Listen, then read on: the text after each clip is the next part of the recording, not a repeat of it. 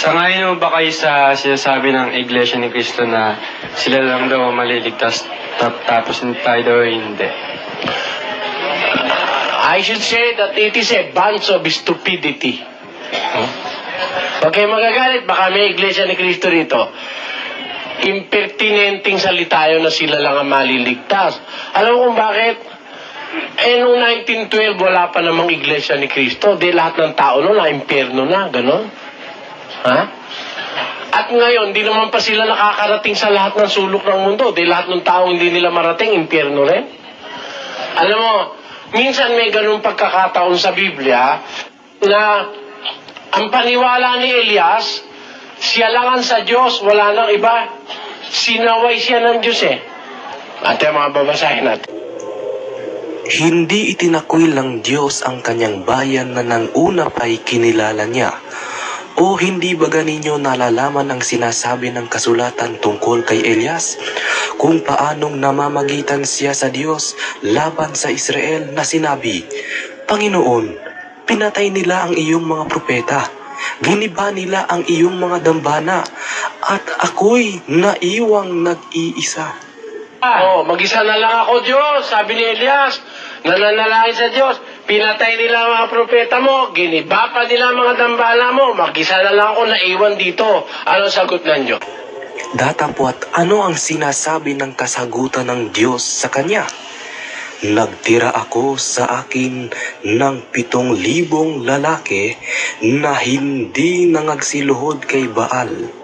Baka hindi mo kilala, kapatid, si Propeta Elias. Si Propeta Elias yung nanalangin sa Diyos na wag uulan, 42 buwan hindi umulan. Napaka-tuwid na tao niyan si Elias. Pero nung akala siya na lang ang mag-isang natitiran sa Diyos at puro masasama na lahat ng tao, sinaway siya ng Diyos. Elias, hindi ka nag-iisa. Meron pa akong natitirang 7,000 lalaki na hindi pa lumuluhod kay Baal. Si Baal isang idol ng mga pagano, niluluhuran. Akala ni Elias siya na lang ang isa na lang natitira. Hindi, meron pang 7,000 na hindi na lumuluhod kay Baal, sabi ng Diyos sa kanya. Kaya, kung si Elias nagkamali bilang propeta na ng Diyos, nagkamali pa dun sa kanyang prediction na siya na lang mag-isa, ito pa kayang mga Iglesia ni Cristo, hindi naman mga propeta ng Diyos yan. Sabihin mo, kayo lang ang maliligtas. Lalabas naman ang nasa langit, puro Pilipino. Ha? Napakakitid namang masyado ng kaisipang maniwala sa gano'n.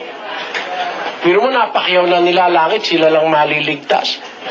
Kasakiman yun, napakamaling aral nun. Alam mo, malaking pagkakalusot sa batala ni Mr. Manalo yung aral na yun. Kasi, alam mo, kahit saan lugar ng mundo, may mga bata, di ba? Yung mga bata, maliligtas yun kahit wala relihiyon eh. Mga bata, sa Diyos yan, sabi ng Biblia, walang kasalanan yan na malalaki, kaya dadalhin sa ng Diyos sa langit yan. 19. Datapwat sinabi ni Jesus, pabayaan ninyo ang maliliit na bata, at huwag ninyong pagbawalan silang magsilapit sa akin, sapagkat sa mga ganito ang kaharian ng langit. Sa mga maliliit na bata, ang kaharian ng langit. Tapos pag hindi naanib sa Iglesia ni Cristo, maliligtas, paano aanib sa yung mga Rusyanong bata? Nabubuhay yun sa isang communist country. Paano yung mga batang Muslim? Yung mga batang MNLF, batang MILF na walang kamalay-malay sa relihiyon. Yung ba sa impyerno na lahat yun mapunta? Hindi totoo yun. Kaya mali yung paniniwala na yun na Iglesia ni Cristo.